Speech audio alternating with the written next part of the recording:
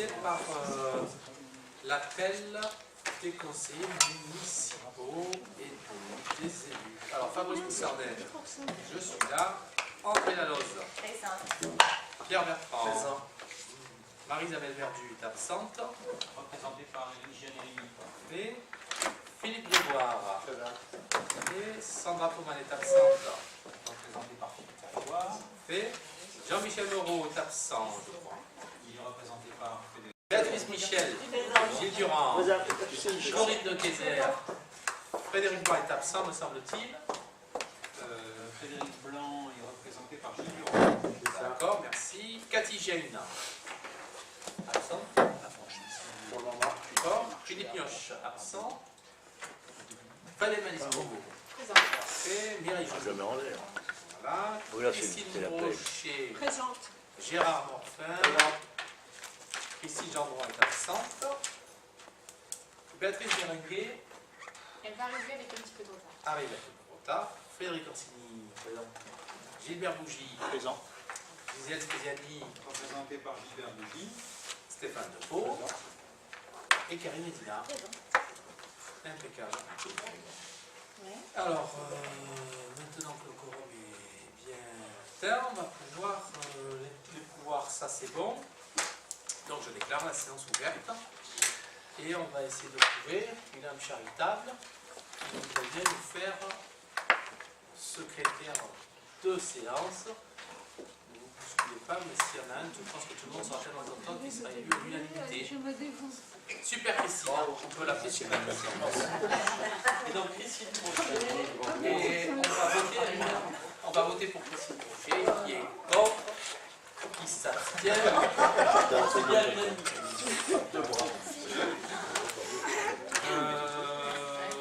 Le procès verbal, est-ce qu'on a des procès verbal adoptés? On en a peut-être quelques-uns. On va les faire dans l'ordre d'apparition. Donc le procès verbal du 7 décembre 2017, qui est contre, 4, qui s'abstient, parfait. Le 30 novembre 2017, qui est contre, 4, qui s'abstient, parfait. Le 2 février, qui est contre, 4, qui s'abstient, parfait. Le 15 décembre, qui est contre, 4, qui s'abstient, parfait. Alors, on peut peut-être commencer. Gilbert. Je vais prendre la parole sur CPV. Avez-vous lu CPV? Est-ce que quelqu'un a eu le temps de Moi j'ai lire? vu. Moi j'ai vu. Pardon. Je suis obligé encore une fois de dire que ça ne correspond pas à la définition légale des PV, monsieur le maire et l'ensemble des élus. Bon, Éric Delvol l'a dit une fois, notre DGS, c'est un document important mais qui n'est pas contraignant. Mais il y a quand même des textes des lois qui l'encadrent, il y a des décisions, des arrêts du Conseil d'État qui ont recalé des maires et des PV parce qu'ils ne répondaient pas à la définition, je dirais, juridique d'un PV, tel que dans un PV, on doit trouver, pas mot à mot, mais les termes des débats, préalables aux délibérations, on doit trouver l'essentiel des opinions exprimées, et en particulier les opinions exprimées par l'opposition. Donc il y a un texte légal qui régit un petit peu ce document, et malheureusement, on aurait aimé voter pour ces PV, parce qu'après tout, un PV, ça doit relayer tout simplement, exprimer ce qui a été dit dans un conseil municipal précédent, mais ce n'est pas le cas.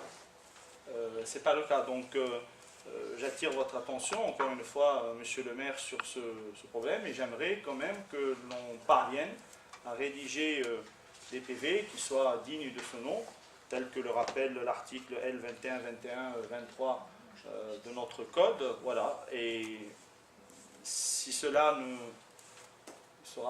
n'est pas le cas dans les jours ou les mois à venir, on saisira donc encore une fois les autorités supérieures, et cette fois-ci la juridiction. Donc je le dis pour la dernière fois. Merci Gilbert pour ta remarque. Merci beaucoup. On peut passer maintenant à l'ordre du jour. Alors, première Alors, avant, présentation.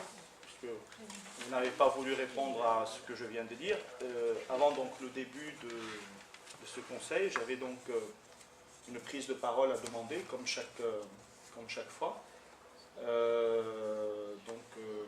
Je demande. Si tu veux, voilà, on va le faire maintenant si tu veux. Bon, il y a plusieurs points, donc avant qu'on attaque cet ordre du jour, il y a plusieurs points qui ont alerté, voire même perturbé le groupe d'opposition.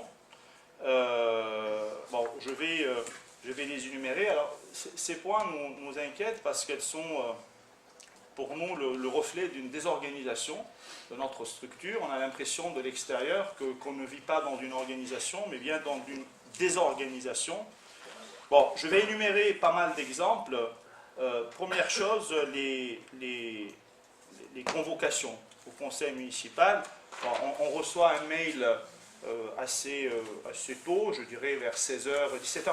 On aime bien lorsqu'il y a une régularité dans l'organisation et généralement on descend voir notre boîte aux lettres et on trouve la convocation écrite, ce qui nous permet donc de commencer à travailler, à bûcher sur le conseil municipal. Or, bon, je suis descendu à plusieurs reprises, on est descendu à plusieurs reprises, et je suis tombé sur notre agent à 8h30, 9h moins quart du soir, bon, que j'ai salué gentiment, etc. Mais j'ai été surpris de voir un agent distribuer une convocation à 9h moins quart. Pourquoi? Parce que, un, c'est tard, et deux, bon, c'est un conseil qui est très petit, comme vous allez le voir, donc bon, il n'a pas peut-être nécessité trop de boulot en amont. Voilà, donc j'aimerais avoir une explication sur ce point qui est pour nous important. Et on aimerait donc pour les fois à venir que ces convocations voilà, tombent. Bon, je veux bien que vous nous convoquiez à la dernière minute le vendredi, 5 jours ouvrés, etc. Mais au moins dans l'après-midi, ou voilà, en fin d'après-midi, parce que bon, je ne sais pas si vous connaissez beaucoup de personnes qui descendent voir leur boîte aux lettres à 10h du soir pour avoir la convocation. Alors, deuxième point, bon, j'ai remarqué qu'il y a des publications qui sont effectuées par notre responsable com, Chloé, et parfois je constate qu'il y a des articles qui ne sont pas publiés, c'est-à-dire qu'elle fait une revue de presse, et cette semaine, par exemple, il y a un article qu'elle n'a pas relayé. Bon, j'ai été surpris.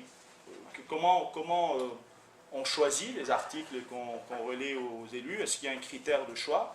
Il y a eu un article, d'ailleurs, où j'ai appris malheureusement la disparition d'une association, l'ULM, et je suis abonné à La Provence, je l'ai lu dans La Provence, mais je n'ai pas eu le plaisir de le voir et de l'enregistrer sur mon disque dur. Donc j'aimerais avoir une explication sur quel article on choisit pour les envoyer aux élus. Est-ce qu'il y a une sélection qui est faite en amont? J'aimerais avoir une explication là-dessus. Troisième point, bon, le BIM. J'ai lu le BIM, j'ai relu le BIM et je l'ai lu tout à l'heure. Dans le BIM, il y a énormément d'erreurs. Ce n'est pas des erreurs de frappe, c'est des erreurs de fond. Des erreurs, il y a des confusions, il y a des passages qui ne sont pas clairs. Bon, j'ai eu des remontées d'informations, mais j'ai moi-même constaté, bon, j'ai fait une liste de l'ensemble des erreurs qu'il y a dans le BIM. Je trouve franchement, bon, qu'un journal municipal, il doit être vraiment l'exemple de la diffusion de l'information et de la communication qui est claire. Bon, réunion publique annoncée pour le stade le 2 février, bon, page 21, ça n'a jamais eu lieu. Les fouilles devraient durer 2 mois.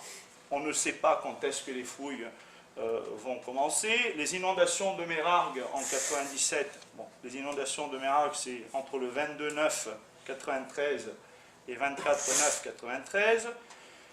Or là c'est un peu grave. L'instruction des permis et les autorisations d'urbanisme resteront de la compétence du maire, page 7.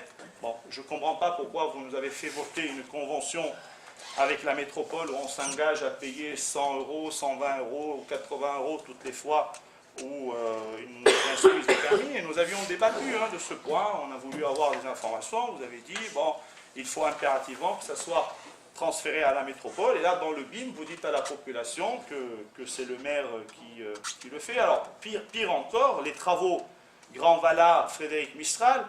Là, je fais référence à l'article de la Provence du 26 janvier où vous annoncez, vous définissez les travaux avec des dates, etc. Le rouge, le jaune, bon, quelque chose de bien fait dans la Provence. Je pense que c'est quand même vous qui avez passé ces informations. Et lorsque je lis le BIM, je ne trouve pas du tout ni les mêmes dates, ni les mêmes tranches de travaux. Il y a même des contradictions, pour ne pas dire des paradoxes. Alors quant à l'avenue de la République, alors là on n'a rien compris. Les travaux s'arrêtent là où ils se trouvent actuellement. On les reprendra en octobre 2018, entre octobre 2018 et octobre 2019, devant les commerces. Donc le morceau qui est entre les deux, bon, on n'en parle pas. Et bon, pas de réunion publique annoncée. C'est la première fois que dans le BIM, je ne vois pas de réunion publique au mois d'avril annoncée. Et pour finir, des confusions, beaucoup de confusions sur les attributions de délégation à la page 4, où je ne vois pas de délégation finance et je ne vois pas de délégation petite enfance. Bon, je ne vais pas parler d'autres délégations, ils ne sont peut-être pas, disons, votre priorité, mais il y a quand même ici 2 délégations d'une grande importance, les finances et petite enfance. Voilà, bon, elles ont disparu. Alors quand je regarde les délégations de la mandature précédente, ben, j'avais des interlocuteurs en finance et petite enfance, mais là il n'y en a plus. Il n'y en a plus et c'est quelque chose, encore une fois, de gênant. Un autre point, bon, monsieur le maire, cher Fabrice, bon, je t'envoie des lettres, tu ne réponds pas. Bon, si tu veux, j'envoie plus de lettres, il n'y a pas de problème, hein, mais j'envoie des lettres, tu ne me réponds pas. La moindre des choses, c'est de respecter en tant que maire, de me respecter en tant que conseiller municipal. Lorsque je m'adresse à toi par courrier ou par mail, la moindre des choses, c'est de me répondre. Si tu ne veux pas me répondre, ou tu ne veux pas ouvrir les sujets que je désire ouvrir et soulever avec toi, bon, tu me le dis, j'adresse plus des lettres et je passerai par d'autres moyens, peut-être plus réglementaires. Mais j'aimerais quand même que l'on puisse échanger lorsqu'on envoie des lettres, que vous puissiez, dans toutes les mairies, l'opposition envoie des lettres, on reçoit des réponses, alors là, il n'y a plus de réponse. Et pour finir, quelque chose je voudrais évoquer en conseil municipal devant vous tous, quelque chose qui est gênant, voire même blessant pour nous, c'est le décès de la maman de notre agent, Fabrice Herbin, notre ami. Bon, je ne comprends pas pourquoi, pour le décès de Madame Herbin, la maman de Fabrice, nous n'avons pas été tenus au courant. Voilà. J'aimerais que vous puissiez me répondre, et je m'adresse à vous tous, est-ce que, devant la mort, il y a une différence entre la majorité et le groupe d'opposition? Si pour vous, c'est le cas, bah, il faut nous le dire. Alors, on reçoit, quelques jours plus tard, un carton de remerciement. Bon, je ne vous cache pas qu'on a appris, entre-temps, le décès de la maman de Fabrice. Bon, ce n'est pas Fabrice qui nous l'a dit, parce que Fabrice est parti. Mais je ne comprends pas pourquoi, comme ça, soudainement, alors que, généralement, pour tous les décès, nous sommes informés, et bon, nous venons contribuer s'il y a une enveloppe qui a été ouverte, on va aux enterrements, on écrit aux parents du défunt. Bon, là, on a été balayé du revers de la main. Pourquoi? Qui a fait le mail? Est-ce qu'il y a eu un mail qui a circulé?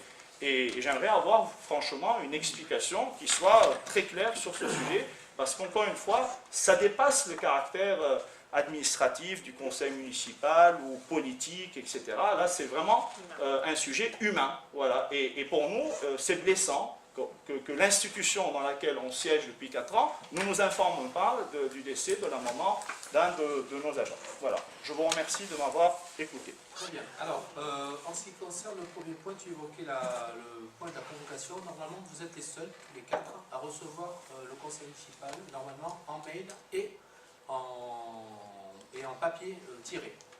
Tous les autres conseillers le reçoivent en dématérialisé. Ça veut dire que le plus souvent, Eric l'envoie le vendredi autour de 16h30. Donc vous avez la possibilité, en lisant vos mails, de pouvoir tout à fait consulter vos pièces du conseil municipal qui arrivent dans vos boîtes aux lettres en double, donc support papier. papier, généralement autour de peut-être 18 h. Ce jour-là, c'est vrai que la police municipale a dû faire une intervention à ma demande et qui leur a pris beaucoup plus de temps. Et ils se sont engagés à la fin de cette intervention à se rendre à vos domiciles, alors pas à 18 h mais à 20 h, c'est vrai, pour honorer la parole qu'ils avaient donnée et que nous avons donnée, de vous donner à vous les deux supports, c'est-à-dire le mail et le papier. Donc voilà. Donc quand vous voulez étudier le point du conseil municipal, vous regardez vos mails, c'est ce que vous devez faire, vous devez pouvoir les étudier. Si le support papier arrive 2 heures après, exceptionnellement une fois parce que les policiers municipaux étaient engagés par ailleurs sur une autre mission, je ne pense pas que ça soit très grave et je m'en excuse si ça vous a un petit peu perturbé de devoir travailler sur l'ordinateur et pas tout de suite sur le papier. Voilà. Et de mémoire, ça n'a pas dû arriver souvent, depuis 4 ans. Généralement, l'APM doit les distribuer souvent avant 18 h. Bon, c'est peut-être arrivé une fois, non tard. Je ne pense pas que ça soit un truc terrible. En ce qui concerne les articles de la Provence, il n'y a aucun filtre qui est fait. Des articles peuvent être mis au niveau des élus à la connaissance. Des articles peuvent sauter. Moi, je me souviens que pour la Provence, l'article qu'ils avaient produit sur les vœux, c'était la photo des nouveaux arrivants. Bon, on arrive, il y a une erreur. Ils l'ont modifié en faisant un autre article. Bon, donc je pense qu'il n'y a pas de filtre du tout et que si vous n'avez pas reçu celle-là, elle suivra. Peut-être que Fabien doit compléter. Oui, je voudrais juste vous demander la date peut-être de la parution de cet article. Parce que ça, c'est cette semaine. Parce que Chloé était absente le lundi, donc en fait, si c'est paru le lundi, effectivement, elle n'a pas fait la revue de presse. Lundi, je sais pas. Non, on est jeudi. Non, parce que ce qui m'avait surpris, c'est qu'elle avait, il me semble, hein, mais je ne me rappelle plus, elle avait envoyé une revue un mail, non pas une revue, elle avait envoyé une invite pour le forum énergie renouvelable de vendredi. Mais elle n'a peut-être pas envoyé lundi. Non, c'est... Et l'article est peut-être arrivé. Non, le jour même, le jour J, c'est ce qui m'avait... C'est ce qui m'avait d'ailleurs perturbé. Il n'y a pas de... Il ne faut pas en être perturbé, il n'y a pas de filtre spécifiquement qui est fait par rapport à aucun article. Et généralement, d'ailleurs, c'est plutôt bien qu'elle relaie, pour ceux qui ne sont pas abonnés comme toi, Gilbert, à la Provence, les articles de la Provence, comme ça, tout le monde les a abonnés et non abonnés. C'est ce qu'on fait souvent, généralement. Elle n'a aucun filtre particulier là-dessus, puisque c'est du public. La Provence, je ne vois pas pourquoi ça ne serait pas dans les boîtes. Elle ne filtre pas. Alors après, il peut y avoir un article qui soit passé à travers, ou deux, je ne sais pas. Est-ce que du coup, la suite de la question, en tout cas c'est ce qui m'intéresse, est-ce qu'on peut du coup lui faire passer l'information? Tiens Chloé, on a vu ça, est-ce que c'est quelque chose que tu pourrais faire diffuser? Vous pouvez lui envoyer un mail demain en lui disant il nous manque un article, ben oui, vous le faites directement. Oui, voilà. C'est élu. Et elle est agent. On est surpris, on n'a pas eu l'article qui est apparu dans nos boîtes. Est-ce que par hasard, il y a eu un dysfonctionnement ou pas? Et elle veillera certainement à vous le renvoyer, elle doit l'avoir quelque part. Mais admettons, celui-ci, c'est pas grave, mais ce que je veux dire, c'est que du coup, si jamais de temps en temps on voit quelque chose, est-ce qu'on a le droit en fait d'appeler le Chloé, de dire tiens, il y a un article qui paraît intéressant, ça serait peut-être sympa que tu le fasses passer. Sur la Provence? Oui. Voilà. Il faudrait qu'elle envoie le tout. Il faut qu'elle envoie toutes les publications. Dans ce cas-là, des articles concernant Mérard, généralement. Oui, concernant Mérard. On parle de Mérard. Je pense que l'ULM, c'était à Mérard. Oui, tout à fait. mais ça peut nous permettre de... Alors, au niveau de l'association des ULM, elle existe toujours. Le terrain, ils étaient chez moi. Il n'y a pas de convention qui a été signée, contrairement à ce qu'ils disent. Si tu as eu une convention signée, elle m'avait... Et après, ils se targuent de dire que pratiquement, ils me donnaient une indemnité s'ils marquent la somme sur le journal. Je l'ai lu rapidement l'article, oui. Et ça fait en principe, en frais fixe, j'ai le double de ce qu'ils me donnaient. Alors je suis gentil, j'ai donné le doigt, ils m'ont mangé le bras. Alors il est arrivé un moment il fallait que ça s'arrête, il valait mieux. En plus une convention, moi j'ai discuté quand même, ils croyaient que je suis le paysanage, mais je me suis renseigné. Et s'il y avait un problème, un avion qui se crache, un petit avion ULM, c'est ULM, parce qu'après il venait des gros quand même, des hélicos, des avions plus gros que les ULM. S'il se crache, lui peut-être il allait en prison, mais moi j'étais mal aussi. Alors j'ai dit, bon j'ai une famille, j'arrive à 60 ans, j'ai dit il vaut mieux arrêter. Après il raconte ce qu'il veut, mais l'association, elle est toujours en vie. Le moniteur, il est sur le puits Sainte-Réparade, Et à Bérard, chez moi, ils ne volent plus. Voilà, en plus tu as l'information encore plus précise que Merci la pour Provence. l'information. Alors, au niveau du BIM, rapidement, une date du 2 février qui est une coquille s'est glissée, on s'en est aperçu beaucoup. Cette heure et date, elle avait été bloquée parce qu'il faut retenir la salle bien en amont. Et on l'avait retenu il y a 3-4 mois. Les choses n'ont pas avancé aussi vite que prévu, donc il n'y avait plus de réunion. Et donc du coup, par contre, malheureusement, dans le BIM, on avait noté de ne pas oublier justement des dates, et on n'avait pas oublié de barrer celle-ci qui n'était plus confirmée. Voilà, donc c'est une confirmation qui a été oubliée, ça arrive, hein, mais on est humain, et le BIM on le fait avec les élus, nous-mêmes, on essaie d'y mettre notre cœur et notre énergie, et en effet, on peut oublier de barrer une date et on l'a mise. Bon, encore une fois, on n'a pas mis en péril la commune par ce genre de choses. En ce qui concerne les inondations, on a l'erreur de frappe en 97, tout le monde sait que c'est 93. C'est une merde coupable et un maximal coupable. J'ai pas relu tout, j'ai relu en travers. On a ceux qui font une partie du comité de lecture. Des choses nous échappent, des fautes d'orthographe, ça peut arriver. Un 3 en 7 ou un 7 en 3, ça peut arriver. C'est notre faute, tu as raison, c'est notre faute. On s'est trompé de date, on sait tous que l'inondation c'était 93. Donc c'est réparé pour les prochaines fois. Les fouilles, ben, la durée devrait être de 2 mois et elle devrait être entre la période de mars et d'avril. Ça se passe plutôt bien pour l'instant parce que on a eu 5 réponses, que les 5 réponses sont des entreprises sérieuses qui ont répondu et que dans le protocole on doit remettre ces 5 réponses à l'OSRA, c'est-à-dire le service de recherche archéologique, qui, à notre demande, est en train d'étudier la valeur scientifique de ces réponses pour nous réorienter. Si par hasard dans les 5 candidats, un candidat n'avait pas une note scientifique cohérente, nous conseillerait de l'écarter. Voilà. Nous, on suivra de toute façon les recommandations, bien entendu, du SRA, au niveau, bien entendu, de l'aspect scientifique de la chose, puisqu'elle ne regarde pas du tout l'aspect financier. Voilà. Et donc, du coup, on avait décidé de ne pas mettre de date exacte, parce que si on a un petit retard pour une raison Y, c'est pas mars, c'est en avril, on va dire, vous avez dit dans le mi-mars, c'était avril. Donc, là, on a mis autour d'eux, ou à peu près. Et en ce qui concerne ces fouilles, ça devrait être 2 mois, parce que c'est ce qu'il y avait dans le cahier des charges, et c'est ce que le diagnostic avait laissé pressentir. Bon, imaginons qu'on trouve quelque chose qu'on n'a pas vu dans le diagnostic, ça a plus de mois. Voilà. Bon, après le cahier des charges est peut-être modifié. Voilà. Donc, ça devrait être 2 mois, et ça devrait être autour de mars-avril. Voilà, au niveau des travaux, ben, c'est Pierre qui va te donner les informations pour que tu sois très clair dans ta tête au niveau des travaux de République, Frédéric Mistral, Grand Valin, pour savoir un petit peu où ça en est et comment ça se calme. J'aimerais que ça soit, pour qu'on réponde à ce que j'ai dit, j'aimerais que ça soit clair dans le BIM. Pas clair pour moi, parce que moi je vais à Mérard, je le vois. Mais on va te répondre, si c'est clair dans le BIM. C'est Gilbert. Parce que sur les fouilles, c'est toujours pas clair. Non. Comment on peut annoncer 2 mois alors qu'on n'est pas sûr et ne pas Parce que mettre dans le la cahier des date charges, de c'est truc 2 parce qu'on n'est mois, pas et sûr. dans le diagnostic, c'est 2 Mais mois. on n'est pas Je sûr dans les répète. 2 cas. Dans les 2 cas, on n'est pas sûr. Donc soit on met les dates. C'est pour ça les que dates. c'est un diagnostic. Voilà. Alors après, moi je peux comprendre Gilbert que ça t'embête au fait des travaux. Parce qu'en fait on avance, et comme on avance, ça te le fout mal. Parce que j'ai l'impression, mais bien sûr, chaque fois qu'on avance sur des travaux, je demande à ce qu'on mette des informations, c'est tout. Je te parle donne pas des des réponses, travaux. Gilbert, je te donne des réponses et tu nous coupes dans les formes de réponses. On s'est trompé d'un 3 sur un 7. Ok. D'accord. On n'a pas envoyé l'article alors qu'on les envoie systématiquement. Ok, d'accord. Bon, moi je veux bien qu'on passe 3 heures sur des trucs comme ça, mais je ne sais pas si c'est ce qui intéresse le plus les mérargués.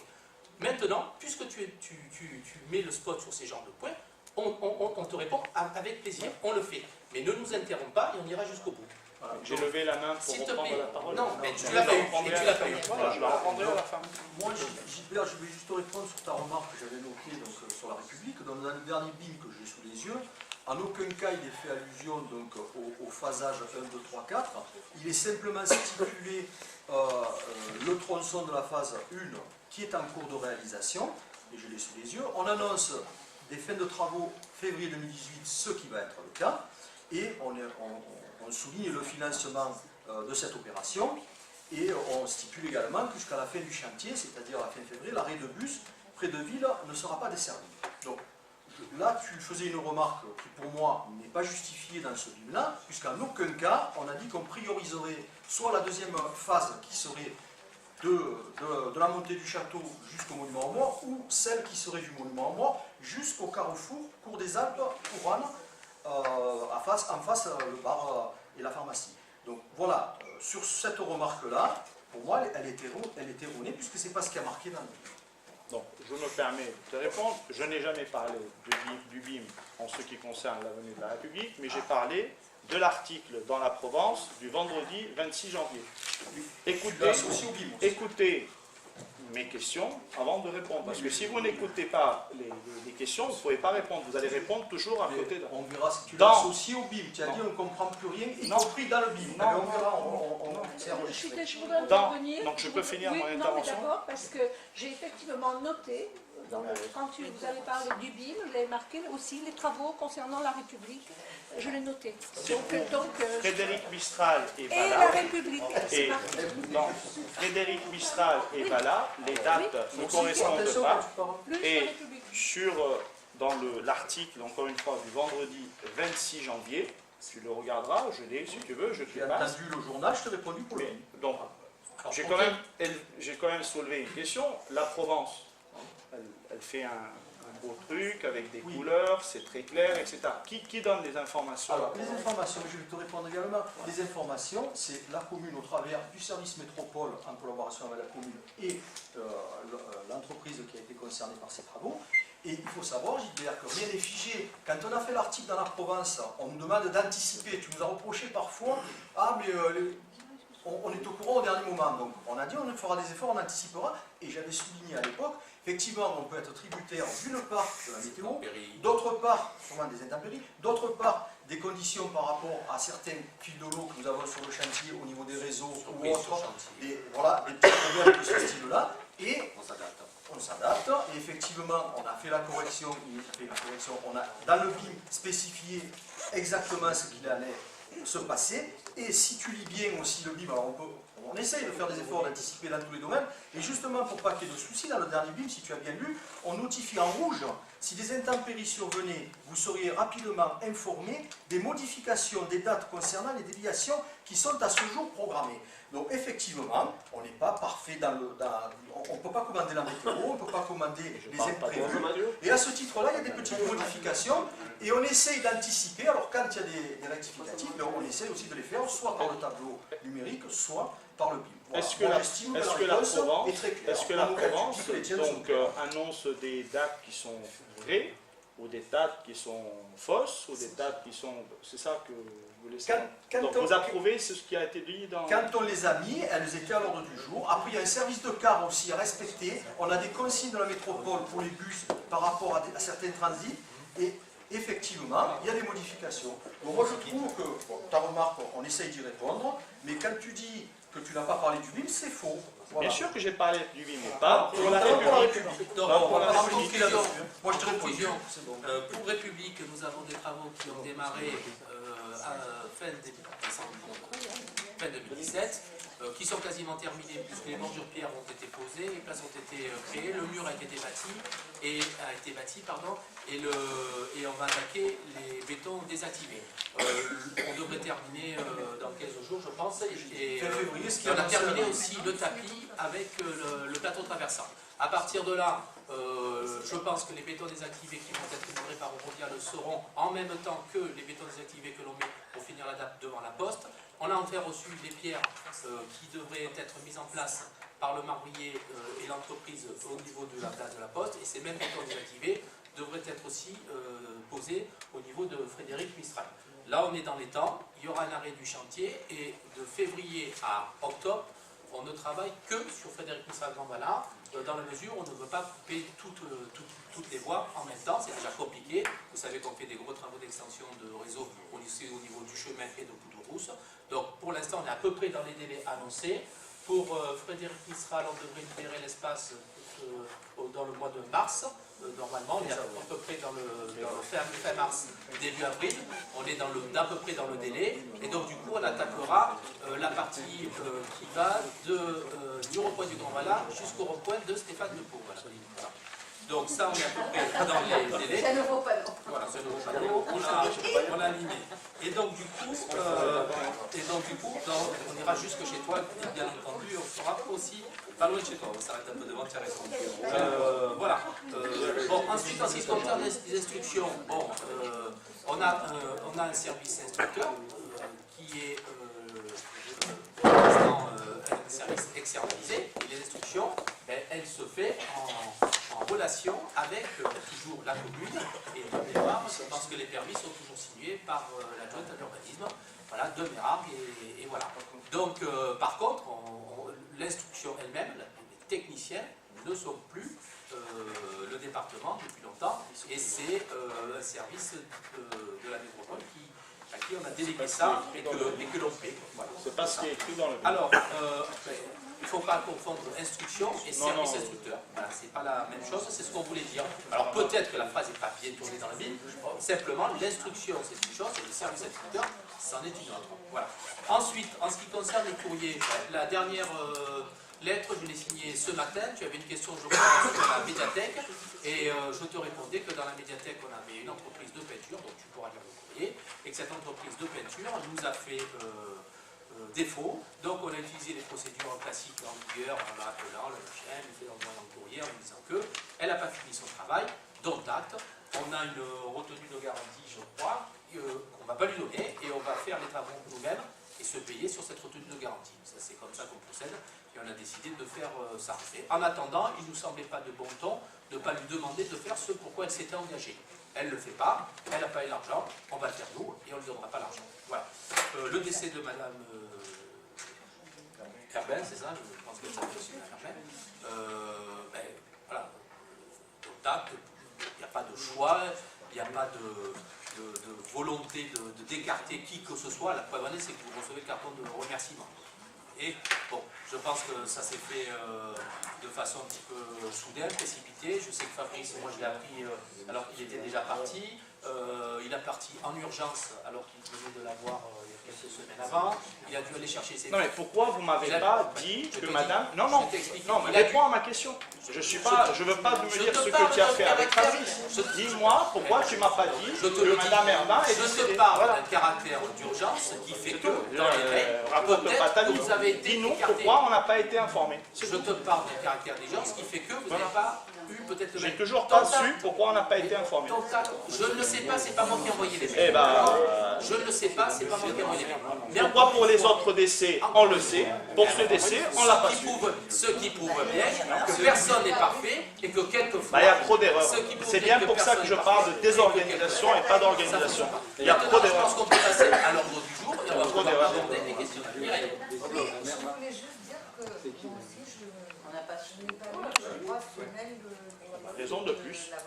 Mais je sais comment fonctionne une collectivité telle qu'une ville, et c'est vrai qu'on n'a pas forcément toujours, on ne pense pas toujours à tout, et que par contre, on a eu un mail ensuite qui faisait allusion à ça. De toute façon, les obsèques, je pense qu'ils ne se sont pas passés ici. Non. C'était dans le Nord, je crois. Donc déjà, pas de regret là-dessus, Monsieur Bougie. Je ne pense pas que vous y seriez allé. Et ça n'empêche pas de nous présenter nos condoléances à Monsieur Herbin, malheureusement, même si c'est un petit peu plus tard. Voilà, moi, en tout cas, c'est la façon dont j'ai réagi quand j'ai vu ce mail qui parlait de ce décès. Et je présenterai mes condoléances. Je ne suis pas là là-dessus. Parfait. Encore, excusez-moi, Mireille, d'avoir pas aussi oublié. Il n'y avait rien de volontaire. Alors, on va parler peut-être maintenant du conseil municipal et de la première délibération, qui est en fait la délibération qui est un petit peu celle qui nous oblige à nous réunir aujourd'hui, mais qui est une délibération importante. Pierre va peut-être nous en parler. On avait pris une délibération un petit peu équivalente au conseil municipal précédent, c'est-à-dire qu'on va s'autoriser à régler des travaux avant de voter le budget que l'on vote autour du 12 avril, je pense. l'avance que ça sera, si c'est jeudi. Ça devrait être le 12 avril. Alors attention, hein, on n'écrit pas la date ni sur le guide ni sur la Provence. Je dis le 12 avril, c'est entre peut-être le 12 et le 15. De mémoire, c'est le 12 parce que c'est un jeudi. Voilà, je vous donne la date à l'avance pour que vous puissiez un peu prévoir, mais c'est peut-être pas le 12 à confirmer. Voilà. Et donc, du coup, comme la dernière fois, on a mis des travaux en face avec des sommes.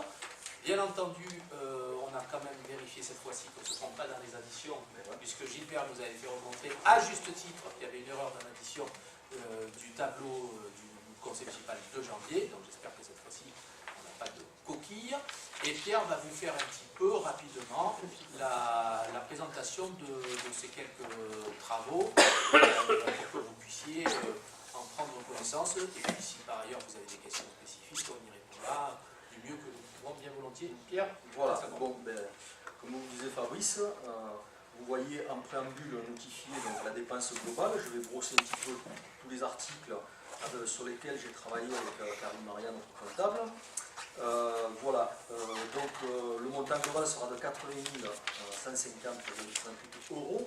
C'est un quart de budget, puisqu'on a voté une autorisation pour amputer le quart du budget, ce qui nous est autorisé par la loi, en janvier, et on était à 600 et quelques mille €. Et aujourd'hui, on va ajouter les 80 000 €, donc ce qui fera 708 732,38 € sous le couvert du calcul donc, de Karine Maria et du DGS qui a tout recontrôlé, soit donc un montant qui est inférieur au quart du budget autorisé sur l'exercice de 913 148 €. Voilà, ça c'était le préambule. Alors, pour brosser un petit peu les différents travaux, on essaye d'anticiper et de ne pas s'arrêter, surtout quand il s'agit de l'investissement, puisque vous savez que c'est bien un quart de partie qu'on peut imputer au quart du budget autorisé. Sur la partie investissement, bien évidemment, le fonctionnement continue à tourner. Alors nous avons des subventions concernant les opérations façade, donc Sandra en aurait parlé mieux que moi, mais elle n'est pas là, je vais le faire.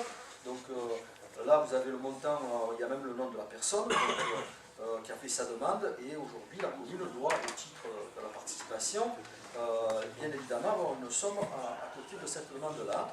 Donc, il y en a deux. La première, c'est... Non, je ne cite pas. La première, vous la voyez, elle est d'un montant de 4 500 €, et la deuxième est d'un montant de 5 380 €. On continue donc pour des travaux qu'il faut effectuer concernant l'infection des poubelles sur le chemin d'Ormaga, il y en a plusieurs d'ailleurs, pour un montant de 6 500 €. La Systélec, en ce qui concerne les télécommandes, pour le portail automatique d'école primaire, Fabrice, tu peux en toucher 2 mots si tu veux, ou je continue. C'est-à-dire c'est une demande du chef de service qui souhaitait avoir plusieurs télécommandes par rapport à la contrainte que cela suppose tous les jours pour certaines personnes de manipuler ce portail, même s'il y a un digicode. Alors, on les a mis au budget, on va voir un petit peu si tout cela peut fonctionner pour répondre positivement à la responsable de ce service, et qui a eu des demandes sûrement de ses agents. Et bon, je pense que c'est quelque chose qu'on a inscrit parce qu'on va y travailler dessus. En tout état de cause, je pense qu'on en prendra. Bon, pas la totalité, mais on en prendra. Après, je vais laisser peut-être Philippe vous parler un petit peu des ruches rapidement pour ce montant de 1 341 €. C'est une commande des essais dans un projet d'installation de 9 ruches dans le parc du château. Donc en amont, il faut préparer cette commande qui sera certainement livrée courant du mois de mai, plus tard fin mai, je pense, qui sera installée. Nous allons travailler avec Sandrine Albedel. Il y a le côté pédagogique, on a les écoles, le grand site Sainte-Victoire aussi qui nous aide dans ce projet pour pouvoir faire quelque chose d'intéressant et qui soit cohérent. Et nous avons aussi un apiculteur amateur qui est sur Mérargues, qui s'est proposé de venir faire le suivi journalier, je dirais, de ces ruches. Donc voilà, c'est un beau projet qui prend forme. Et le montant qui est là, c'est une participation, c'est déjà le montant final? Ça, c'est le montant des essais. Les 9 essais. Sachant qu'on avait déjà acheté les 9 ruches qui avaient été décorées par les écoles. Donc, nous sommes en attente d'être installés avec tout le matériel qui pour pouvoir utiliser ces ruches et s'en approcher, que ce soit des combinaisons, tout le matériel possible. Il ne restait plus qu'à commander ces fameux essais, hein, quelque chose de fait aujourd'hui. Qui seront mis en place vers mai. Et elles seront mises en place, voilà. Je pense que vers mi-mai. Donc, très bien, merci Philippe. Donc, après un ordinateur pour le centre de loisirs, peut-être Eric, tu peux nous faire une petite précision là-dessus. C'est un ordinateur. Juste un petit point que je voulais préciser, c'est que vous voyez un prix d'un ordinateur à 465 €. C'est un ordinateur qui est adapté aux besoins de l'agent. Ne soyez pas étonnés si par la suite vous voyez des ordinateurs qui dépassent les 1000 €. Suivant les besoins, on adapte donc le type de machine. Voilà, c'est tout ce que je voulais ajouter. On continue donc avec une amélioration conséquente, puisqu'on est toujours dans la transition énergétique, c'est l'emplacement de 4 lanternes anciennes au profit d'un système moins énergivore, du LED, avec un système qui est à l'intérieur de la crosse, bien sûr, qui est performant, et qui, les 4 lanternes représentent un montant de 3 650 €. En ce qui concerne l'article suivant, c'est la rénovation des WC PMR pour le jeu de boules, c'est de la date aussi, qui rentre dans le cadre de l'agenda pour une personne à mobilité réduite, d'accessibilité programmée. 3 045 €. Donc c'était une demande aussi de l'association, des différentes associations qui utilisent ces locaux. En ce qui concerne Orange, l'affouissement du réseau de la République, c'est du France Télécom. Donc là, nous avons au niveau du secteur République, en fin de République, nous avions des poteaux qui étaient en bordure, donc des trottoirs et les différents enrobés que nous faisions pour justement ce raménagement d'entrée de ville. Et nous sommes rendus compte qu'il y avait des problématiques sur ces poteaux France Télécom, et en relation avec Orange, bien sûr, qui est venu constater, nous avons pu nous positionner donc une partie des fourreaux, et là aujourd'hui c'est pour que nous puissions accomplir mettre en forme le câblage pour que on puisse enlever les poteaux, voilà, parce qu'on ne va pas pouvoir faire les poteaux et les enlever en même temps. Voilà. Pardon. Oui. Sur le projet, c'était pas prévu. De quoi? Le projet de travaux, Orange n'était pas prévu. Donc mais non, mais ça c'est justement c'est à part, c'est pas dans nous si on demande de le mettre ici, c'était pas prévu. Non, c'est une dépense. C'est pour ça que c'est une dépense nouvelle qui rentre dans le cadre du budget. L'étude au départ n'était pas pour. Ben, non, c'est que la problématique c'est les poteaux ainsi. Tu vois, ces poteaux ils sont à limite de caniveau et ça pose problème. Donc, ben oui, peut-être ça peut être vu le projet, on voyait bien, il faut le positionner. Non, parce qu'en fait, on est allé un peu plus loin que ce qui a été décidé dans le projet. Et il y a 2 poteaux. On a vu l'opportunité de pouvoir se caler sur les trottoirs et de pouvoir enfouir par rapport à l'arrêt de bus ces 2 poteaux-là. En fait, on n'était pas censé aller jusque-là. Et on est allé un peu plus loin parce que, à la fois, dans le chantier, on s'est aperçu avec la métropole qu'ils étaient d'accord pour qu'on puisse faire l'arrêt de bus et qu'eux paieraient cette partie-là. Donc on s'est calé avec eux et on a dit à ce moment-là, puisque l'arrêt de bus qui était prévu après avec la métropole, vous le faites en même temps que nous et vous paierez directement à Eurovia, avec les prescriptions de hauteur de quai, de choses comme ça. Eurovia est en train de réaliser, c'est pour ça qu'elle est allée un peu plus loin. Donc on a dû aussi aller un peu plus loin en face. Et à ce moment-là, on s'est retrouvé face à ces 2 poteaux où on a dit, ça serait quand même dommage de laisser ces trucs en aérien. Donc profitons-en, parce que le coût est moindre, c'est une opportunité pour les planquer directement. Et du coup, eh ben, on a profité de tirer les réseaux, les fourreaux, pardon, les gérines. Et donc du coup, ensuite, on a amené les trottoirs par-dessus avec la bordure. C'était quelque chose en effet qui n'était pas prévu, qui n'était pas dans le périmètre et qui s'est un petit peu agrandi avec une opportunité. Non, mais c'est bien, je pose des questions. Oui, voilà, bien sûr. Vu les conditions, on essaie de répondre au mieux. Fourniture des postes de chauffe-eau dans salle des fêtes, laissées sans association de salle des immobiliers, donc on a des problèmes sur le chauffe-eau donc pour les acteurs qui viennent prendre leur couture, notamment en ce qui concerne la salle des fêtes, donc il y a des déficiences de ce chauffe-eau. Donc on a fait faire une expertise, puis bon, il faut changer. On a des problèmes sanitaires aussi en ce qui concerne la salle des oliviers. Bon, tout ça c'est suite à des remarques assez importantes et surtout des difficultés au niveau de la gestion aujourd'hui. Donc on essaye de répondre au plus rapide et que ça tienne jusqu'à avril, c'était pas le but, donc on a mis en dépense aussi d'amélioration, 1818-27. Pour la publication, pour la consultation de marché de fouilles, Fabrice, tu peux en toucher 2 mots. Ah ben, c'est la publication réglementaire qu'on a dû faire, et enfin qu'on doit faire pour les fouilles. Et donc du coup on l'intègre parce qu'on n'avait pas valise à la limite de janvier. Voilà. Et donc là, on termine donc par le dernier dossier concernant de l'eau brute, tranchée plus canalisation, qui se situe, je vois que c'est vrai, bon, je sais que je vais avoir des questions, qui se situe au niveau du rond-point de la baraque. Donc pour revenir un petit peu, pour faire un petit peu d'historique là-dessus, vous saviez que pour avoir été sollicité par vos questions plusieurs fois, nous avions à l'époque, quand nous avons mis en place avec Multiplidex rond-point d'entre-deux-villes, nous avions prévu une canalisation et d'eau potable et d'eau du canal de Provence sous le rond-point pour faire cette traversée de 96. Et donc là, puisqu'il s'agit de la SCP, je vais développer plus la partie SCP. Donc aujourd'hui, on avait 2 antennes qui arrivaient derrière le rond-point au début du chemin des traversières. C'est des antennes qui sont là depuis longtemps, puisque c'était il y a près de 30 ou 35 ans qu'elles ont été mises là, notamment le gros regard, en prévision un jour de développer plus loin.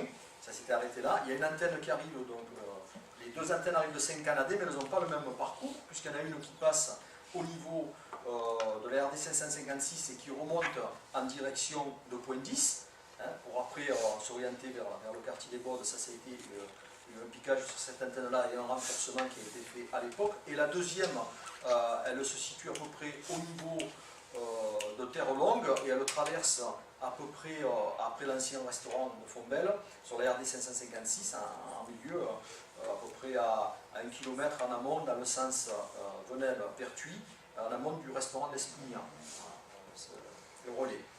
Et elle le traverse et elle va alimenter certaines parties des quartiers ouest, et notamment certains poteaux incendiés à l'époque, et puis aussi elle alimentait, il y avait un circuit qui maillait et qui remontait jusqu'au chemin des traversières et qui permettait effectivement d'alimenter tout ce secteur-là.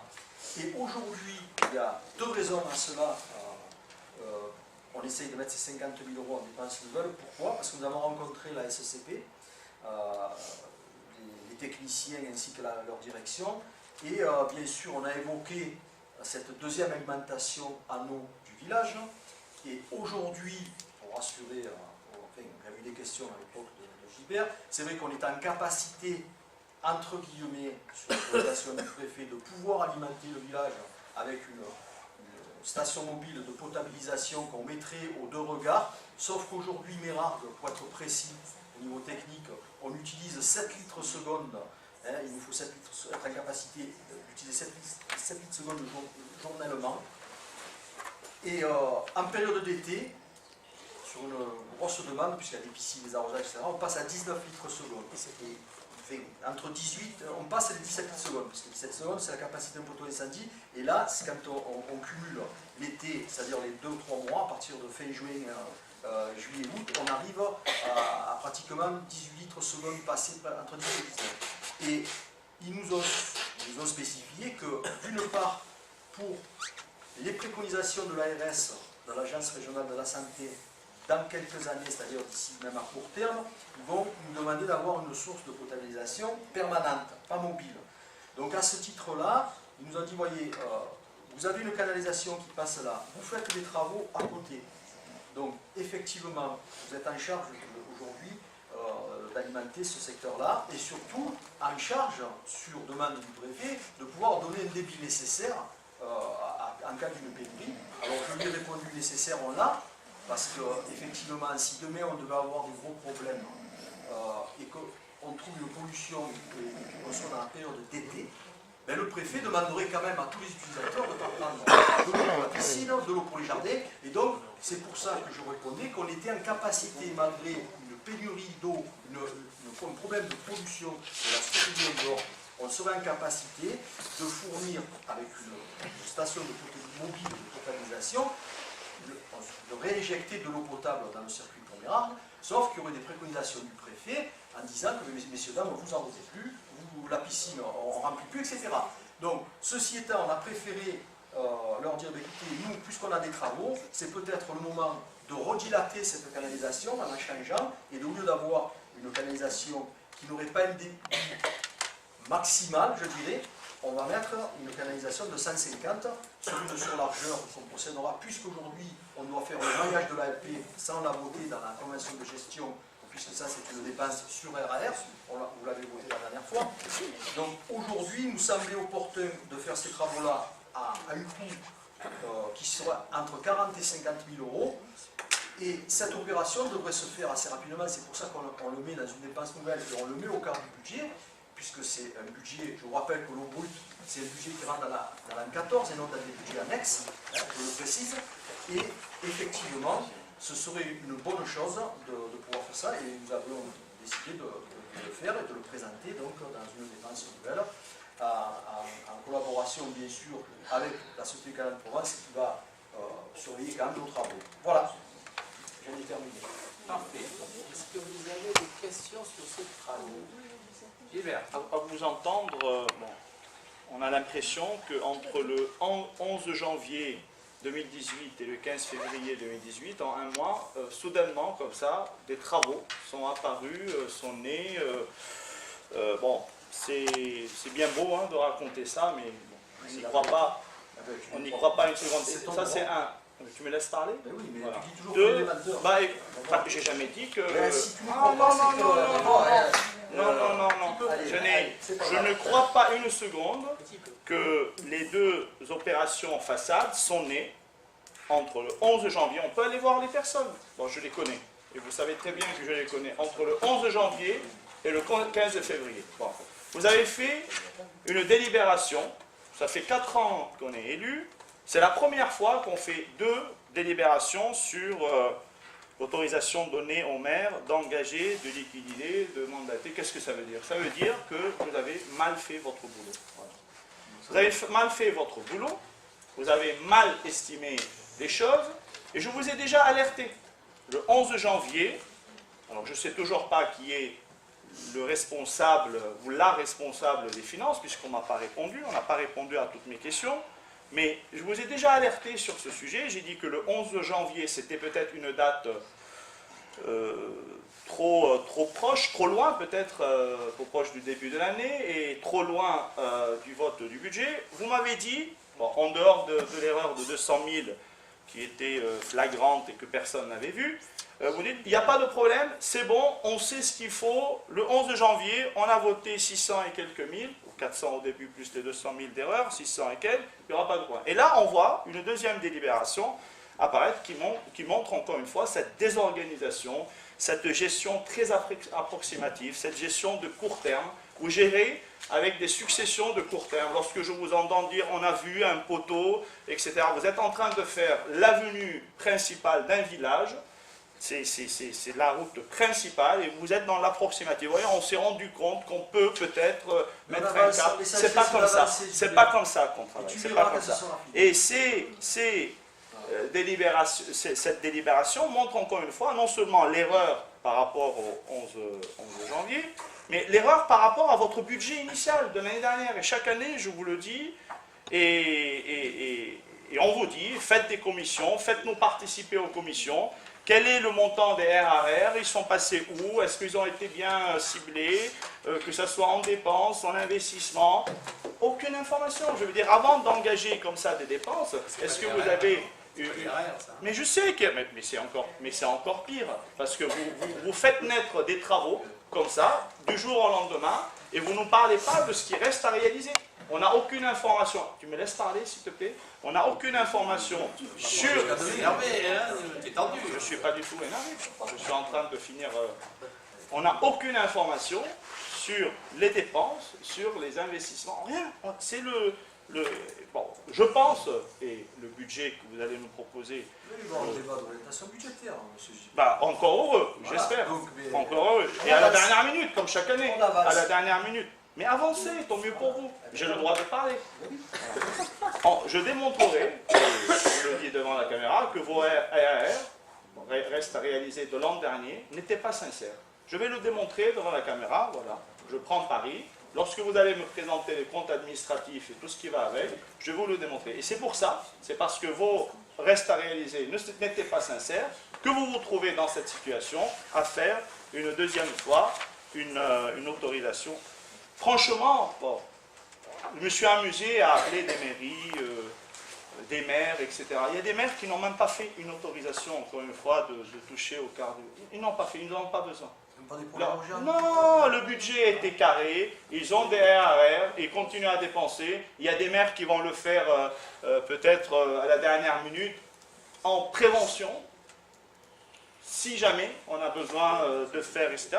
Vous, on a l'impression, lorsque vous exposez les projets, que soudainement, vous avez découvert qu'il faut payer des façades, qu'il faut payer un ordinateur, mais nous, on est d'accord avec tout ça. On est d'accord avec les opérations façade, on est d'accord avec les ruches, on est d'accord avec l'ordinateur, mais c'est le minimum que vous puissiez faire pour une commune. On a l'impression que vous vous vantez d'acheter un ordinateur au centre de loisirs. Mais il faut que vous parveniez, il faut parvenir à comprendre qu'il y a une différence entre ce qu'une commune peut faire. La dernière fois, vous avez parlé de la pancarte égalité, liberté, fraternité. Mais c'est tout à fait normal qu'une mairie renouvelle sa façade et rende l'entrée plus belle. C'est tout à fait normal. Ce qui n'est pas normal, c'est cette gestion hasardeuse. Voilà. Ça, c'est pas normal. C'est pas comme ça qu'on gère une mairie. Encore une fois, avec des petits chiffres, des additions, des soustractions, c'est pas clair. Je veux dire, le local à poubelle, chemin Romagas, il est né entre le 11 janvier et le 15 février, comme ça, il est né... voilà, c'est le Saint-Esprit qui est apparu et qui... voilà. Bon. Je vais te répondre. Non, il n'a rien dit. Donc, j'aimerais que vous puissiez... vous en doutez, si vous en doutez, on votera encore contre ces chiffres parce qu'on ne vous croit pas une seconde. Mais il y a une différence entre la nécessité de faire ces choses-là, un ordinateur pour les ruches, c'est très bien, et bien géré. Ce sont deux choses différentes. Bien géré. C'est ça. Pas du tout, pas du tout. C'est des bons travaux, c'est bien. Mais parce que ce sont des actions normales. Vous ne faites rien d'extraordinaire. Mais c'est des choses qui auraient pu être programmées dans le budget et faites.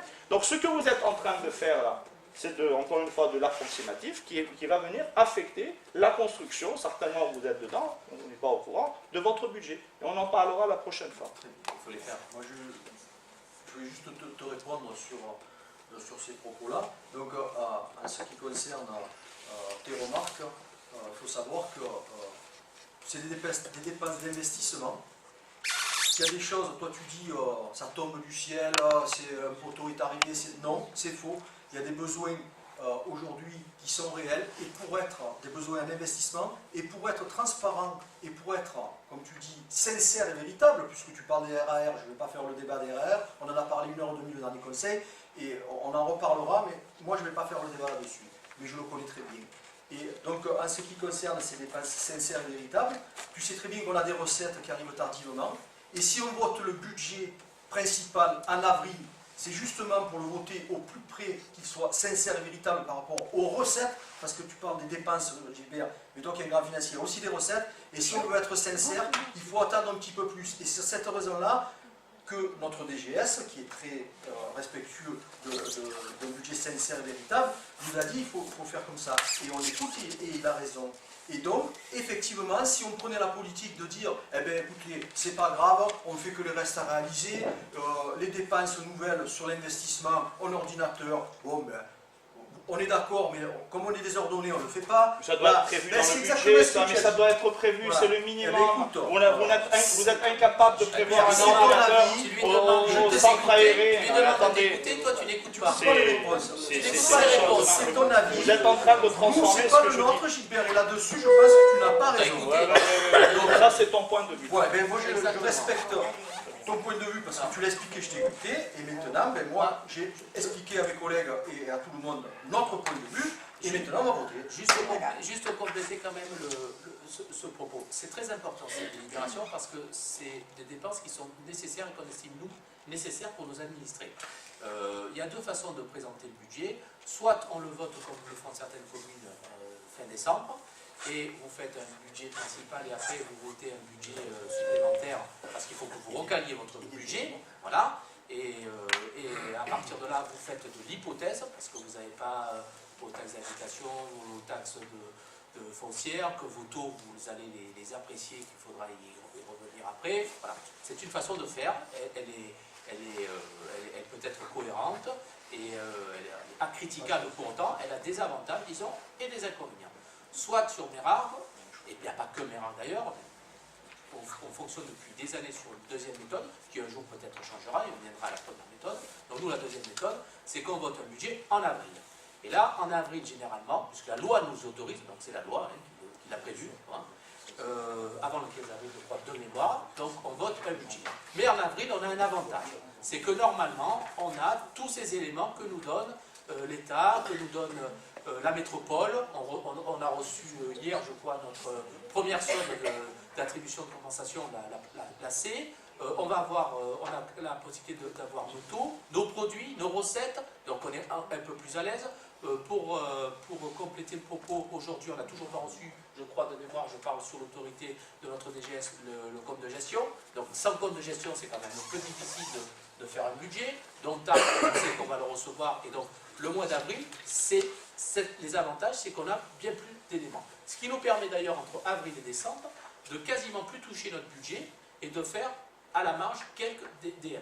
De mémoire, mais là encore, vous pourrez vérifier si je me trompe, l'année dernière, on a dû faire une DM. Voilà. Donc, voilà, notre budget, il est carré à partir de avril. Entre janvier et avril, on fait de la gestion des affaires courantes. Et bien moi, franchement, ça m'embête de dire à des administrés, on ne va pas faire votre opération façade, on ne va pas la régler parce qu'on la réglera en avril. Pourquoi vous ne la faites pas maintenant? Vous avez une possibilité flexible de faire. Oui, on peut faire une décision. Ah bon, ben, faites-le alors, puisque vous allez le faire en avril.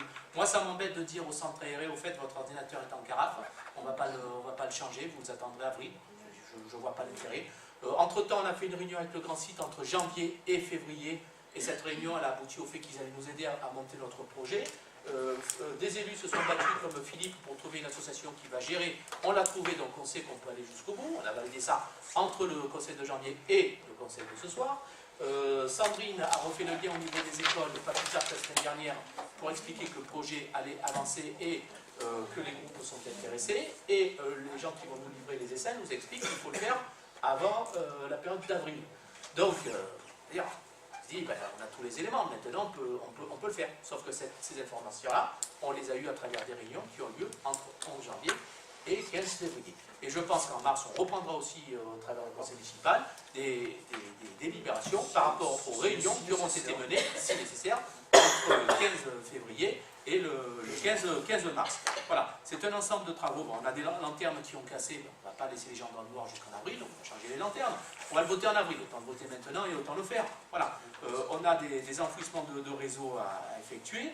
Il y a des questions aussi quelquefois de sécurité. Et puis on a en effet mené, comme l'a dit Pierre, une réunion stratégique avec la Société du Canal de Provence entre le 11 janvier et le 15 février. Et à cette date-là, on a eu une information qu'on n'avait pas le 11 janvier, qui nous ont dit on peut améliorer ce système de, comme l'a dit Pierre, de deuxième source à travers une dilatation de canalisation. Et au lieu d'être à 7 litres, vous aurez beaucoup plus, jusqu'à 17 litres. Il faudra un jour les faire, c'est tout.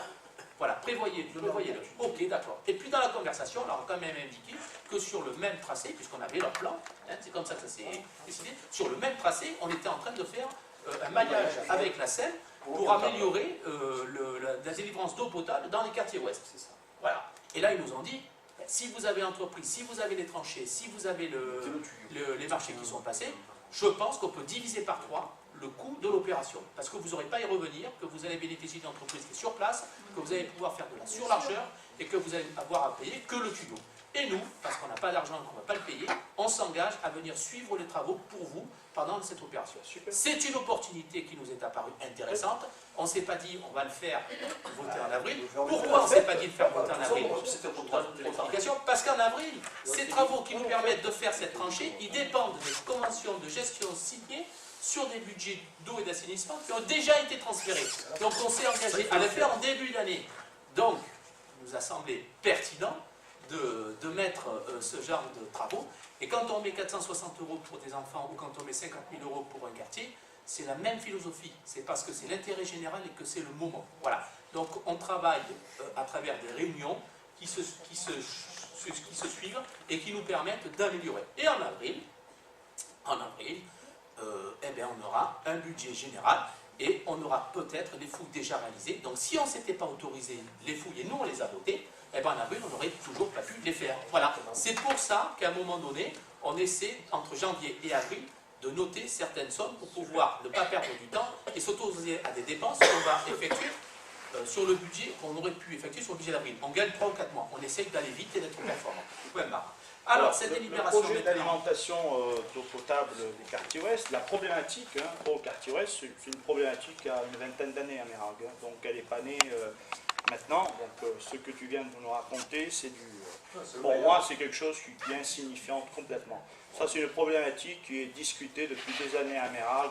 J'en ai moi-même élu depuis 4 ans, j'ai dû en parler 10 fois. Bon, ça c'est un. Et deux, bon, quand on voit que vous avez oublié de dépenser ou de déclarer dans la dépense 714 € pour publier les consultations de marché des fouilles, alors que vous êtes empressé de balancer 200 000 avec l'erreur de calcul pour faire les fouilles, bon, ça montre quand même, encore une fois, cette désorganisation. Vous faites les choses vraiment à la va-vite, sans aucune réflexion. C'est pas possible que vous faites en 11 janvier une autorisation, vous débloquez 200 000 pour faire les fouilles, et vous oubliez de payer les 714 pour publier les trucs. Bon, je ne veux plus parler de ce sujet, c'est mon point de vue. C'est ton point de vue, on le respecte. Je dis simplement une chose, maintenant on va passer au vote, et s'il n'y a pas une majorité qui se dégage au niveau de ce vote, ces travaux, il faut être clair, ne s'effectueront pas.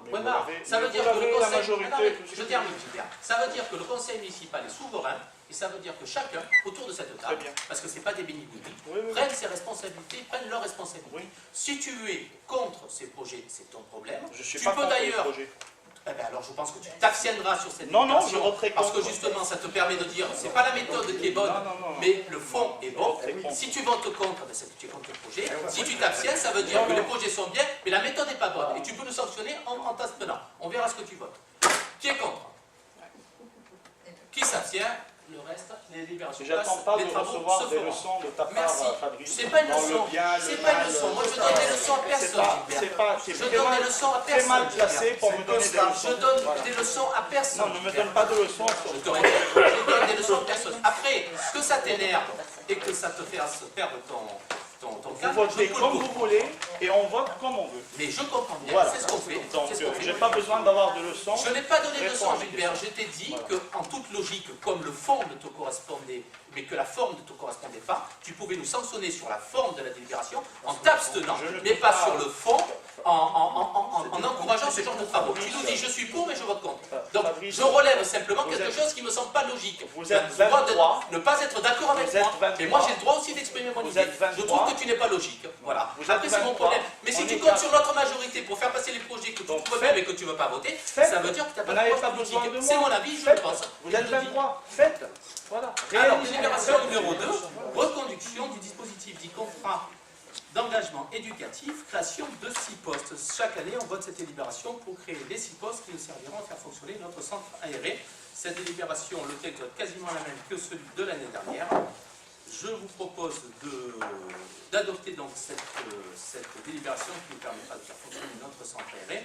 Si vous avez des questions sur les postes techniques, je pense que Eric se fera un plaisir de nous apporter toute sa science. Et si vous n'avez pas de questions, je vous propose d'adopter cette délibération. Gilbert. Voilà, alors je suis remonté dans le temps.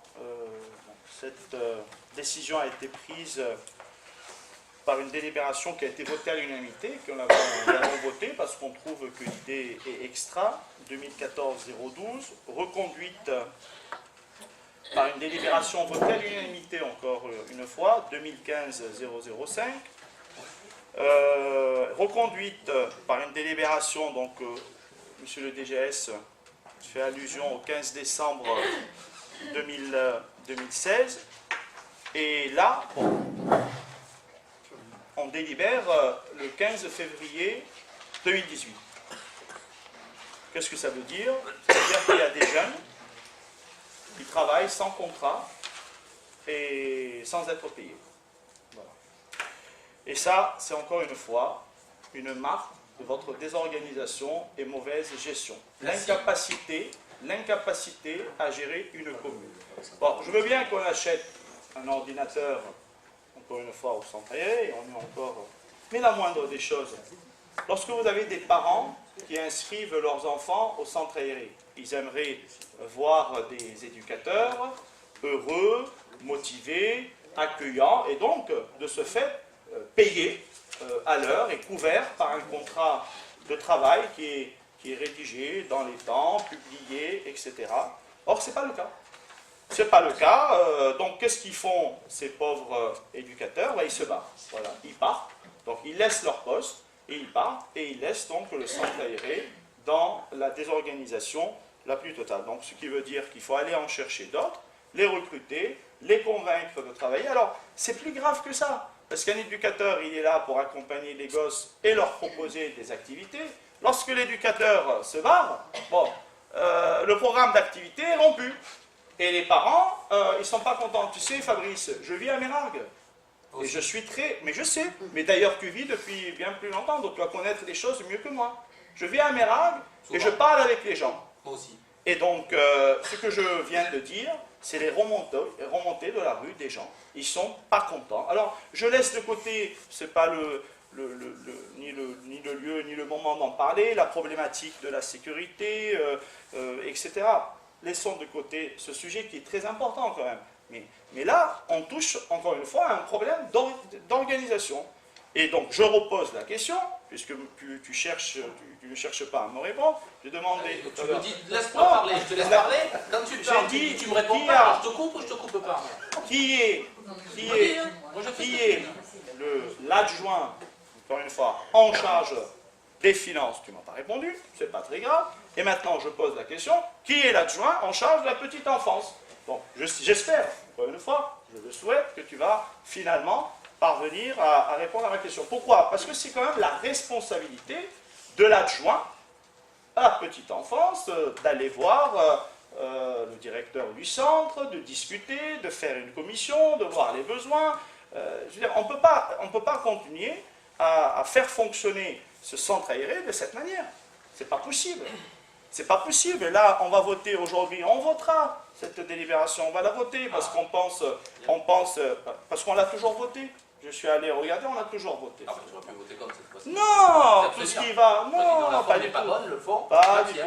Pas du tout. C'est pas les la parents. de me donner des leçons. Dans J'ai la pas forme, c'est besoin. pas bien, tu aurais pu faire ça. Fabrice, garde les leçons pour C'est quelqu'un pas des d'autre. leçons, Bon. Gilbert. Tu ne me donnes pas des leçons. Je ne te donne pas de leçons. J'ai une façon de faire les choses, de réfléchir, et je te demande de me répondre maintenant pourquoi il y a une telle désorganisation dans cette structure qui est si importante pour les Méringuais. Pourquoi aujourd'hui on n'est pas capable, alors que on a eu un conseil le 3 novembre, on a eu un conseil le 30 novembre, on a eu un conseil le 7 décembre. On a fait des conseils, c'est bien. Oui, mais bien sûr. Mais tu en fais des petits conseils maintenant, c'est pas mal. Et on fait un conseil le 11 janvier et aujourd'hui, le 15 février. Heureusement qu'il y avait cette autorisation financière à donner, qu'on pense à nos jeunes et au centre aéré. Donc j'attends des réponses, s'il te plaît, s'il vous plaît, hein, tous bien précises sur ce que je viens de dire, ce que nous venons de dire. Ah non, c'est surtout toi qui as dit. Non, ben, ça a été préparé en amont. Je ne travaille pas seul. Donc, très bien. Je travaille avec une équipe. Donc vous souhaitez la même réponse. D'accord. Donc vous avez le même sujet, qui est de dire que pour vous, on a été pendant un an avec le centre aéré, avec des gens qui n'ont pas été payés, puisqu'on n'a pas pris de délibération. C'est ce que vient de dire Non, DGA. pas un an.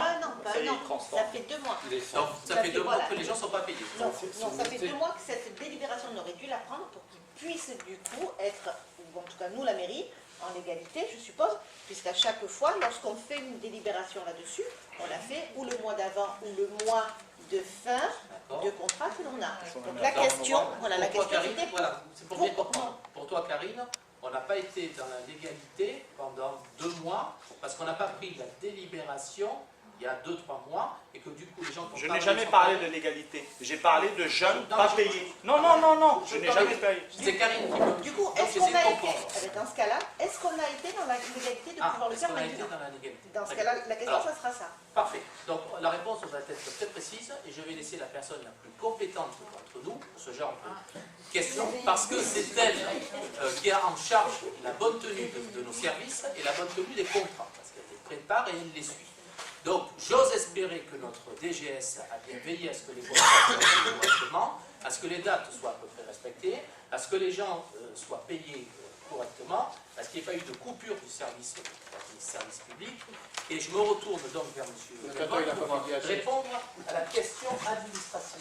Monsieur Lebon, est-ce qu'on a été négligent sur cette affaire? Dites-le. En fait, la base de ce type de contrat S'il de vous plaît. travail, c'est qu'on ne peut travailler plus de 80 jours sur une période de 12 mois consécutifs. Ça veut dire qu'à partir du moment où on embauche, il ne peut travailler plus de 12 mois. Et 80 jours de ci, de là, etc. Voilà. Donc son contrat est en quelque sorte doit s'analyser sur 12 mois, à partir du moment où on l'embauche. Maintenant, c'est vrai qu'on a un problème, et ça, Laurent m'en a parlé, de recrutement des jeunes, des jeunes qui interviennent au centre aéré et des animateurs. Pourquoi? Parce que les salaires peuvent leur paraître peu intéressants. 2 fois 2018 quand même. Non, c'est 5 euros là. 2 fois 2018. Par jour, c'est par jour. Par jour, c'est ça, c'est 5 euros. Par ailleurs, ce sont des jeunes qui sont généralement en études, dans les études. Donc les horaires peuvent ne pas leur convenir. Et ça fait, d'après Laurent, à peu près 1 an et demi, 2 ans que oui, on a des difficultés pour trouver des animateurs. Ok, mais la question n'était pas là. La question c'était, du coup, est-ce que depuis la dernière délibération que l'on a faite, et qui aurait dû, comme tu dis, les contrats sont de 12 mois, d'accord? À partir du moment où on les embauche. Ok. Quand nous on fait une délibération comme ça, normalement, on l'a fait pour 12 mois. Tu l'as fait tu autorises la création de poste. Mais si le contrat a été créé, le contrat il est valable pour 12 mois consécutifs. Avec des 80 jours, la durée du contrat est de 80 jours dans un délai de D'accord, 12 mois. Ce qui veut dire qu'aujourd'hui, admettons, la délibération qu'on est en train de voter, on autorise, Ouais, ça admettons, te 6 permet, postes, ouais. et si tu veux, dans 6 mois, tu peux commencer à les... Par exemple. Voilà, c'est pas Par obligé. exemple. Ça veut dire que les contrats... Pas là, de qu'on a- date à date. Voilà, c'est ça. On peut ne pas, par exemple, embaucher plus de 6 postes. Oui, ça j'ai compris. Là, on est bordé. Mais en revanche, parmi les 6 qui sont créés, on peut avoir des tas de titulaires qui changent, qui tournent. C'est ce que Laurent remarque, c'est qu'il y a beaucoup de turnover sur les postes créés. On a du mal à les fidéliser.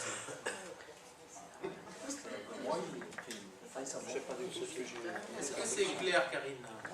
Pas du tout. C'est ce qui est écrit. Ouais, Alors, pas Gilbert, c'est pas clair. clair, mais est-ce que Karine, c'est un peu plus clair? Pour moi, en tout cas, ce que je voulais savoir, c'était justement ces 2 mois-là Avant, on ne va pas signaler qu'il n'est pas payé. d'intervalle que l'on a. Il n'y a Est-ce que personne qui du travaille au coup... blanc. Non, mais ça, je sais très bien. On n'a jamais dit ça. Non, Non, mais tu vois, c'était parce que combien de fois on a eu fait des décisions, entre guillemets, de rattrapage, c'est-à-dire qu'admettons, sans que ce soit illégal, attention, mais de rattrapage, c'est-à-dire que on délibère sur un sujet qui s'est déjà présenté, mais il faut qu'on le délibère maintenant parce que de toute manière on l'a fait. Voilà. Je comprends ta question. Donc, Est-ce que c'est le cas? Est-ce que c'est un rattrapage ou est-ce qu'on a pu honorer tous les contrats pour l'instant? À ma connaissance, tous les contrats qui ont en cours, les gens qui ont été embauchés, l'ont été sur la base d'une délibération en vigueur. Bon, voilà tout Sur ça. les contrats en vigueur. Je comprends toujours pas. Actuellement, est-ce qu'il y a des jeunes, j'en connais d'ailleurs qui sont partis fâchés, qui sont venus me voir. Non, parce qu'ils sont payés en... Attends, j'ai jamais dit, vous n'avez pas le droit de ne pas payer quelqu'un. Attendez, On est d'accord. je n'ai jamais dit ça. J'ai dit payer en retard. Il faut comprendre ce que je dis. Je pense payer en retard. Payer du retard dans le paiement et dans les signatures du contrat. Je n'ai jamais dit qu'il y a des personnes qui ne sont pas payés. Vous n'avez pas le droit de ne pas payer les gens. Je ne sais pas comment vous inventez ou vous transformez les choses. Il y a des gens, des personnes actuellement... Alors il faut me donner, non? Parce que... Non, je ne donne pas... Pas devant la caméra. Je demanderai à Laurent. Non, non, mais je peux venir. Parti parce qu'il Je peux venir dans ton bureau et mais ici, dans cette Non, Laurent, c'est le directeur. Il faut quand même je ne me permets pas de donner des noms devant la... Donnez les noms pour les faire ça. Mais vous êtes au courant, je veux dire, il ne faut pas faire semblant que vous ne soyez pas au courant des problèmes. Comme par hasard, il n'y a que nous, l'opposition, qui sommes au courant. Vous êtes 23, vous n'êtes pas au courant. Dites-le devant la caméra, vous n'êtes pas au courant. Et on passe à l'autre point. On verra avec Laurent et il nous donnera l'information. Écoutez, vous n'êtes pas au courant. Donc vous n'avez pas répondu à ma question. Tout le monde a été payé. Merci. Il peut y avoir effectivement des retards de paiement sur ce type de contrat. Voilà, ça change. Ça peut arriver. Bon, on va passer. Eh bien alors, qui est contre ça? Ça c'est pas moi, ça c'est la trésorerie. Non, mais la trésorerie paye ce qu'on offre. On va faire un... Qui est contre? Alors, je peux te donner la liste des fournisseurs qui râlent parce que la trésorerie les paye en retard. Qui s'abstient? C'est l'unanimité, je vous remercie. Nous passons à la délite numéro 3 qui concerne le service public d'assainissement non collectif, dit SPANC. Et il y a un grand rapport dont vous avez dû être destinataire, que vous avez certainement tous lu parce qu'il était disponible en mairie, je pense, et que vous êtes empressés de venir lire et vous laisser par cœur. Blague à part, je pense que Pierre va nous donner quelques éléments pour que l'on puisse. Au niveau du service pour l'assainissement non collectif, moi, je pensais que du fait que la métropole, on a fait le transfert à la métropole, après la communauté d'agglo, depuis le 1er janvier 2016, donc on est toujours sur une année nouvelle bien évidemment, je pensais que peut-être on présenterait plus de rapports. Sauf que le DGS m'a dit non, les rapports se présentent quand bien même la métropole en est la compétence, ce sera identique pour les réseaux d'eau et d'assainissement. Donc j'applique le règlement. Et alors, à contrario de l'eau et de l'assainissement, vous avez un petit fascicule qui est quand même beaucoup moins important, qui est à disposition pour chacun d'entre vous qui souhaite le lire dans le bureau du DGS ou à l'accueil. Il sera laissé pour consultation à l'accueil après que vous ayez pris acte. D'accord. Après ce soir, donc à partir de demain, si je comprends bien, il sera disponible à l'accueil. Voilà, donc moi j'ai relevé quelques points. Alors, je sais que le DGS avait un petit peu travaillé dessus, puisque dans la délibération, il a quand même fait des relèves précises. Mais bon, je vais juste noter ce que j'avais remarqué un petit peu. Donc simplement pour mes RAG, en ce qui concerne le graphique suivant, présente la répartition de type de demande à l'origine du dépôt de dossier au SPAN pour l'ensemble des communes. Alors effectivement, dans ce tableau que j'ai sous les yeux et que vous pourrez lire, donc Mérard aujourd'hui a fait 9 demandes au SPAN pour des permis de construire relatifs à des constructions neuves. Il a fait 5 demandes de permis de construire relatifs à des constructions existantes, alors ça va être pour des extensions. Demande de réhabilitation de dossiers exposés hors demande d'urbanisme, il y en a eu 6, donc au total 20. Alors, il faut savoir que sur les 490 demandes qu'il y a eu sur l'ensemble des communes, donc le SPAN gère, donc Mérard en a fait 20. Si on sort un petit peu du contexte là, on va passer donc au diagnostic. Alors, en ce qui concerne les diagnostics de bon fonctionnement, donc, sur Mérard, je compare un petit peu là, sur toutes les communes, on est dans un secteur où il y a quand même des études qui sont relativement importantes par rapport à d'autres communes. Alors, c'est pas qu'on n'est pas à jour, c'est que bon fonctionnement, il y a des fosses qui sont plus ou moins âgées, je dirais, et vétustes. Et donc, à Mérard, il y a eu 48 diagnostics de bon fonctionnement. Diagnostic préalable à une demande d'urbanisme 0 et diagnostic préalable à une demande 0. Ça veut dire que c'est des fosses existantes, voilà, qui sont contrôlées sur les rares. Mais il y en a qui veulent se raccorder au état des lieux. Oui, il y en a qui vont se regarder tout à l'égout, mais ça c'est les points noirs. Alors, pour sortir un petit peu du blabla de ce compte rendu, qui est très bien, hein, mais bon, il faut le lire, c'est assez lourd, il est complet. Sachez qu'à l'époque, on avait quelques points noirs qui se situent au chemin du Moulin. On en avait 2 ou 3. Et donc ces points noirs, en accord avec la direction, à l'époque je travaillais avec M. Rémijan qui était donc, le responsable de ce service, et en accord avec tous les assistants bien sûr, hein, puisqu'on ne travaillait pas seul, il avait été dit, puisque ces personnes sont en point noir, et que dans les 2-3 ans à venir, on va réaliser l'assainissement, la conduite qui passe donc, de l'ancienne steppe vers la nouvelle steppe, on les avait mis en attente, et aujourd'hui, effectivement, ils ont pu, ces gens-là, faire les frais d'une fosse neuve, je dirais, et de ne pas engager des frais sur leur ancienne fosse qu'ils auraient été obligés de repayer un diagnostic. Voilà. Donc, pour ceux que, bon, effectivement, c'est intéressant hein, de voir sur Mérard un petit peu par rapport aux autres communes, parce que là, vous avez vraiment de notre Péninex, hein, Pénier, Pérol, Plouguier, c'est bien de comparer un petit peu tout ce qui se fait avec le SPANC. Alors, sachez qu'en 2016, on parlait de l'année 2009, 490 dossiers ont fait l'objet d'un avis par le SPANC. Effectivement, ces avis, quand il y a des passages, ce n'est pas gratuit, hein, puisque bon, il faut bien que tout ce système, ce service vive. Hein. Donc la redevance pour contrôle périodique de bon fonctionnement sur l'initiative du SPAC est d'un montant de 110 €. Je vous donne que quelques chiffres, après vous pourrez potasser ça tranquillement. La redevance pour le contrôle périodique de bon fonctionnement à la demande du propriétaire, vente ou demande d'urbanisme, c'est un peu plus cher. Donc quand vous vendez, on vous prend un peu plus, c'est 160 €. Voilà. Et une contre-visite, c'est pas gratuit. C'est pas comme quand on va chez le véhicule. Là, c'est 100 €. Donc on a les personnes qui sont dans ces secteurs-là, bon, pour Mérard, on n'a pas trop de soucis. Je vous le dis de suite, on a beaucoup fait de progrès suite à l'extension de notre station d'épuration.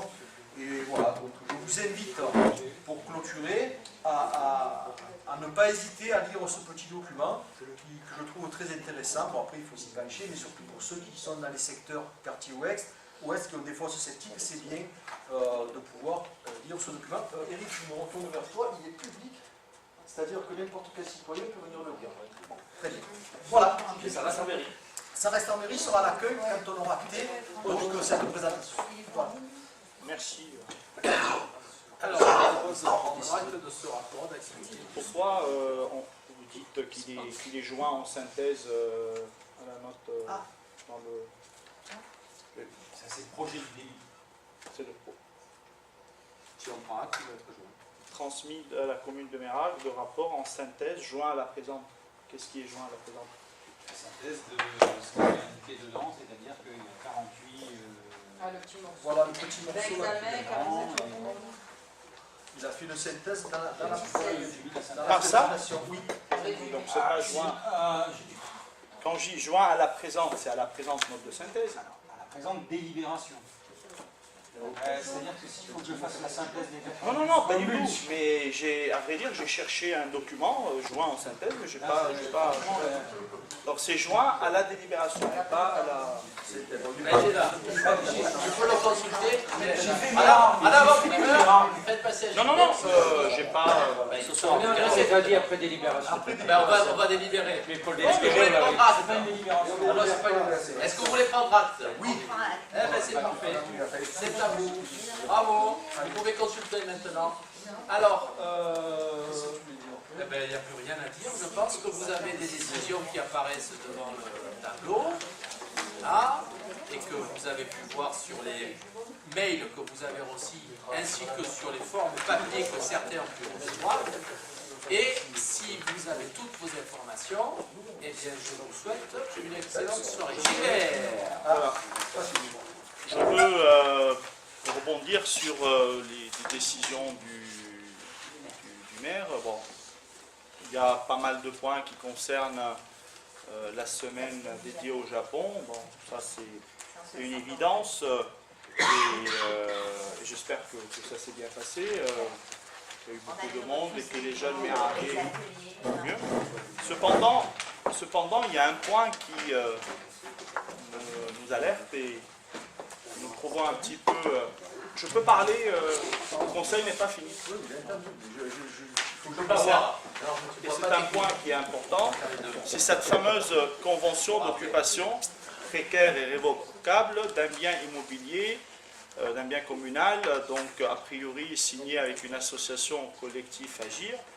Bon, c'est une association que tout le monde connaît, qui est une sorte de holding, le chapeau à toutes les associations locales qui voudraient donc accueillir des migrants et des réfugiés.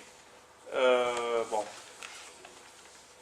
je ne veux pas, encore une fois, lancer c'est votre choix, c'est votre politique, c'est votre façon de voir les choses, mais sachez que le groupe d'opposition est contre cette décision du maire. Bon, le maire est passé en force puisque il a le droit de signer cette convention. Première chose, je pense que ce point est tellement important. Je pense que ce point méritait débat. Je pense que cette convention, on aurait pu, nous, groupe d'opposition, avoir connaissance de cette convention pour pouvoir la lire et discuter, voir un petit peu ce qu'il y a dedans. Voilà, donc on trouve, encore une fois, sur la façon de faire, de gérer, c'est un passage en force, on impose une façon de gérer, de diriger, qui est donc d'accueillir des migrants au vieux village de Mérargues, puisque après avoir mené mon enquête, il s'agit donc de la rue Mirabeau, d'une maison que la commune possède. D'où ma deuxième remarque, il n'y a pas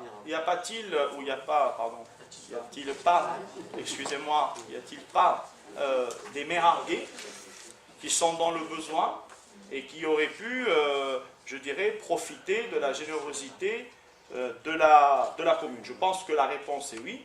Lorsqu'on regarde le nombre de personnes qui attendent des logements, le nombre de personnes qui vivent dans le besoin, le nombre de personnes qui sont... Je suis content que tu aies choisi le logement social, ça fait du bien, parce que chaque fois qu'on en propose, ça ne va pas. Alors, maintenant que tu es pour à mort, ça fait plaisir.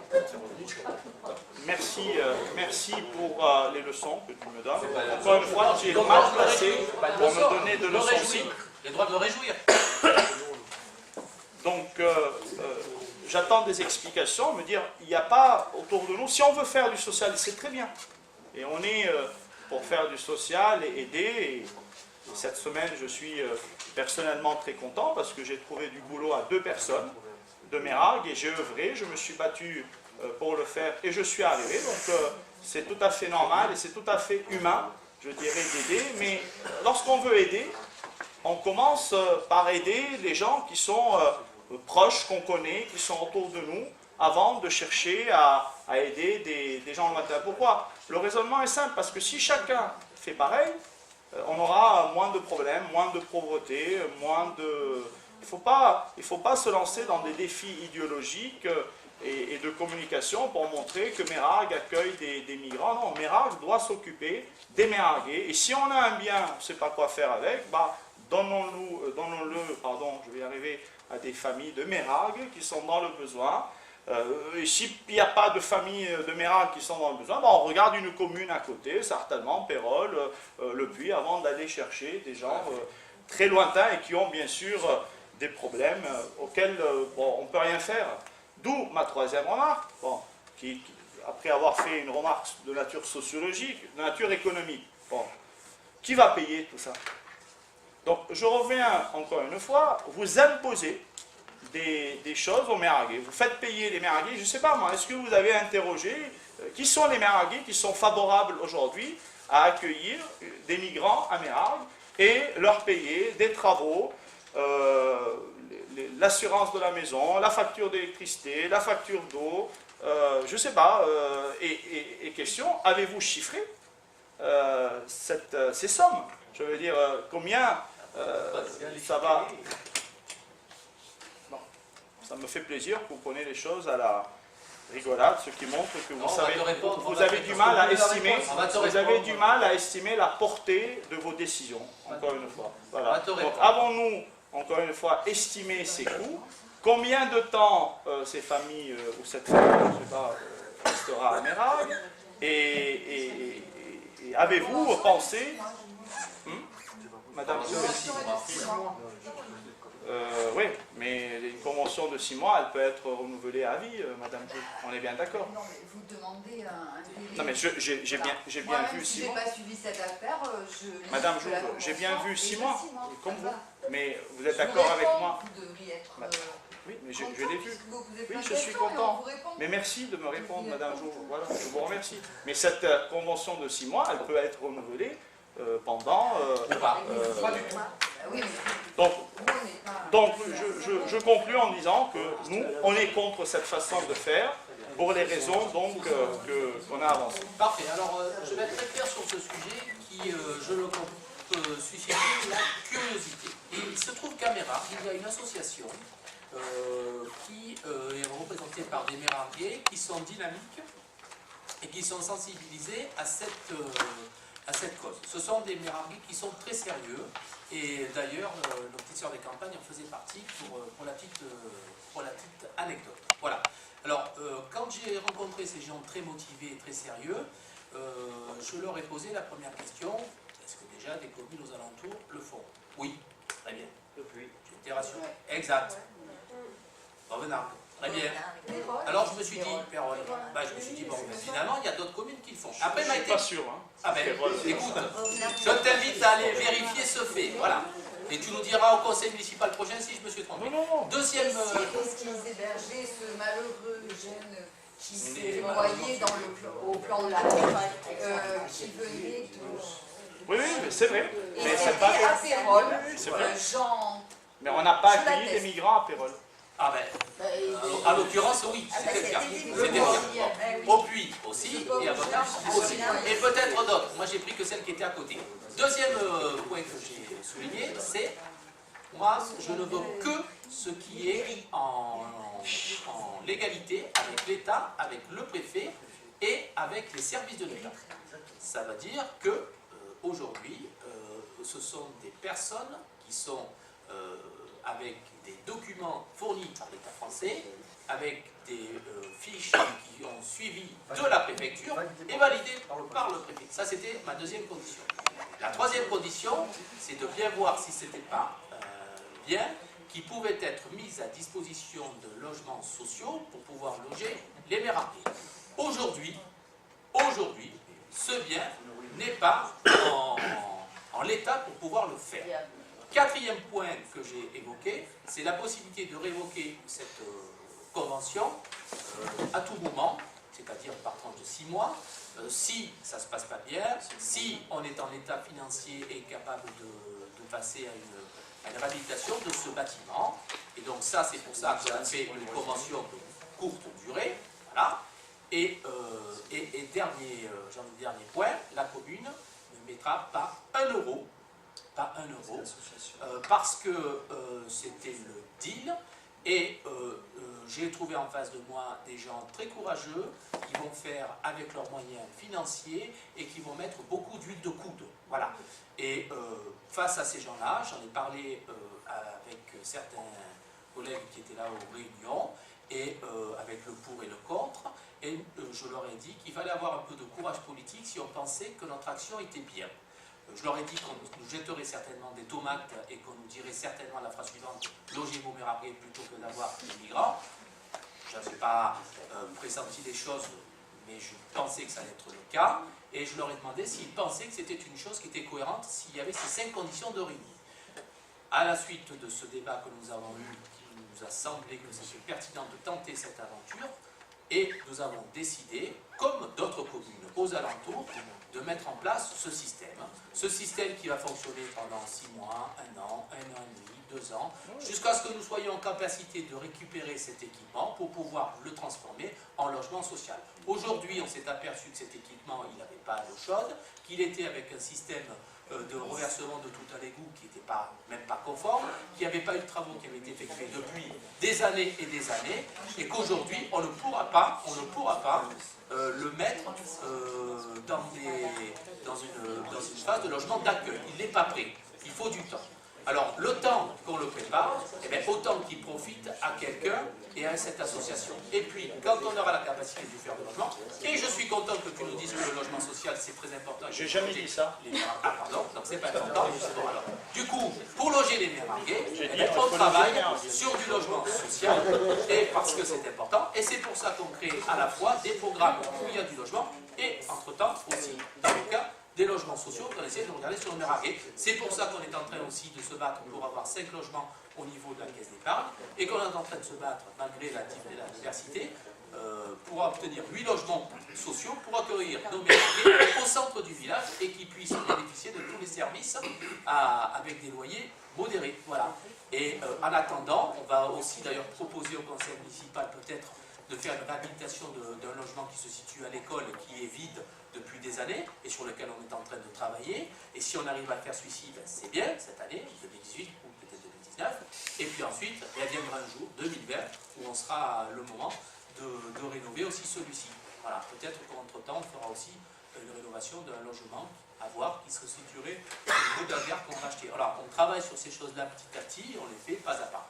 Maintenant, un logement vide, je vous dis, ça me fait mal au cœur. Voilà.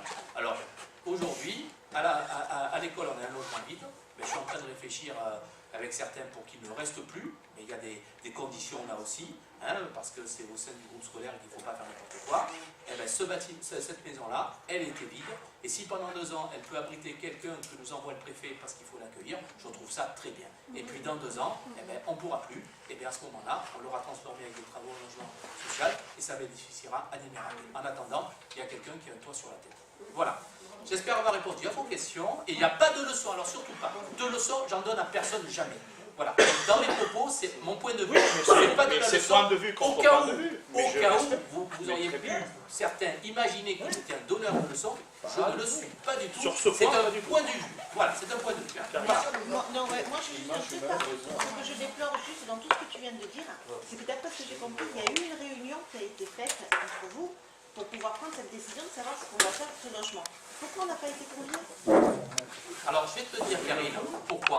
Parce que moi, depuis 4 ans et demi, je n'entends que des c'est pas bien, ça va pas, ça marche pas, ça fonctionnera pas, vous l'avez fait trop tard, c'est pas bon, et pas une seule fois, j'ai pas entendu le trottoir il est pas mal, vous avez mis de la pierre au parce que c'est votre gestion. Ça c'est pas mal, vous êtes en train de vous battre pour l'avenir de la République, c'est pas facile, mais bravo parce que cette avenue, il en avait besoin. Moi j'ai toujours entendu du ça va pas, c'est pas gentil, on est pas rien, on ne sait pas, mais les choses que vous voyez, pas une fois, juste entendre dire, vous savez Frédéric Mistral, c'est quand même bien, parce que les gens ils étaient sur l'ARD, ils sortaient tous, ils avaient des anciennes routes qui on n'a étaient pas jamais dit cohérentes, que Frédéric Mistral c'était pas bien. Ah bah alors il faut le dire, j'ai le nerf, il faut le dire de temps en temps pour nous encourager, ça nous fera du bien, voilà, dis-le juste une fois. Attention, Plutôt que de dire dans la Provence, vous n'avez pas annoncé que le bus passait le 23, il est passé le 21. Voilà, moi je dis que quelque part, on pourrait entendre ça. Alors c'est vrai qu'à l'origine, vous vouliez mettre les migrants à l'école. Ça dissuade, mais je te réponds en toute franchise. Mettre des migrants à l'école, ça dissuade et ça fatigue. Mettre des migrants à l'école, on a un peu moins de courage pour échanger avec vous. Voilà. Mettre des migrants à l'école, dans un premier temps, c'est pas le propos, tu n'as pas entendu, tu n'as pas écouté. Le projet était à l'école, au début je l'ai suivi de A à Z.